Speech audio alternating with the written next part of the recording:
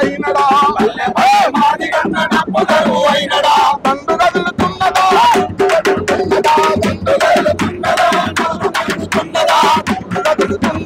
పల్లె కదులుతున్నదా ఈ విధంగా ఇక్కడ నుంచి శ్రీకారం చుట్టి ఈ యొక్క తెలంగాణ రాష్ట్రంలో ఉన్న ప్రతి గడపను ముట్టిస్తాం, ప్రతి గడపను కదులుతాం. రేపు ఫిబ్రవరి 7వ తారీఖున ఈ భారతదేశం గర్వించదగ విధంగా ఈ డప్పు సప్పుడు విజయస్తో డప్పు అవుతుంది. లేదనుకో ఇదే డప్పు సావు డప్పులు అవుతాయి. సావు డప్పు కావాలనో విజయస్తో డప్పు కావాలనో మరి కోరుకునే సమయం ఇక్కడ ఉంది.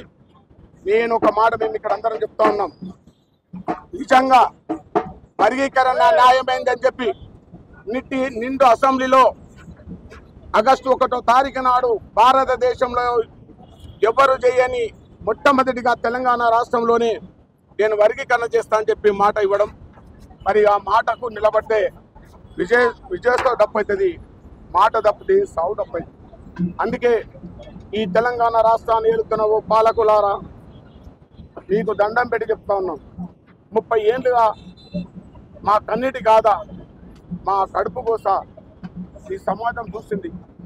ఏదేమైనా హైదరాబాద్ 1,00,000 డప్పులు 1000 గొంతులు రాకముందుకే ఈ వర్గీకరణ చేస్తారని చెప్పి వర్గీకరణ బిల్లు పెట్టారని చెప్పి నా మనస్ఫూర్తిగా వేడుకుంటా ఉన్నా. మాలలో కూడా ఈరోజు ఎవ్వరూ వ్యతిరేకులు గారు.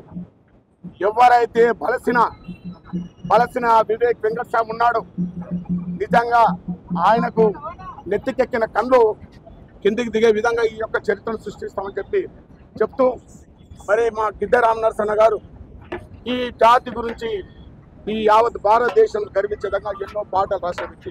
అదేవిధంగా ఇక కొద్దిసేపట్లో మా ఏపూరు సోమన్న వస్తున్నాడు, మా యొక్క కవులు కళాకారులు మిట్టపల్లి, అదేవిధంగా పాటమ్మ రాబాబు, దర్వంజన చాలా మంది ఇచ్చేస్తూ ఉన్నారు.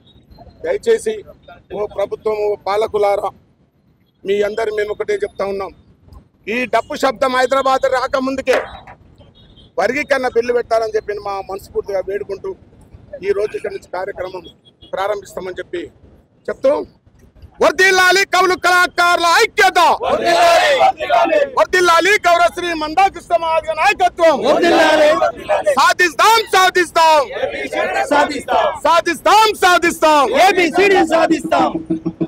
వేల గొంతులు ఎయ్యర దండోరా, దరువేయిన దండోరా, న్యాయమైన మన వాటా కోసం తిరగర ఊరూరా, మోగించర దండోరా.